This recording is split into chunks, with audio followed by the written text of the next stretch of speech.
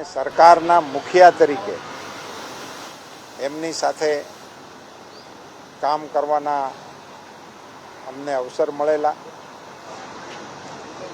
રાજ્યસભાની અંદર પણ વિજયભાઈની સાથે ભારતીય જનતા પાર્ટીને કારણે અમને અવસર મળેલો.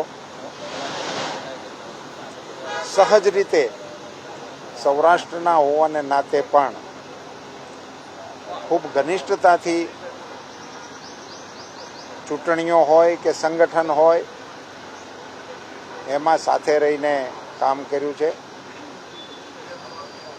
અત્યંત આકસ્મિક રીતે બનેલી ઘટનાને કારણે માનસિક રીતે સ્વીકારી ન શકાય એવો સદમો વ્યક્તિગત રીતે અમે અનુભવી રહ્યા છીએ.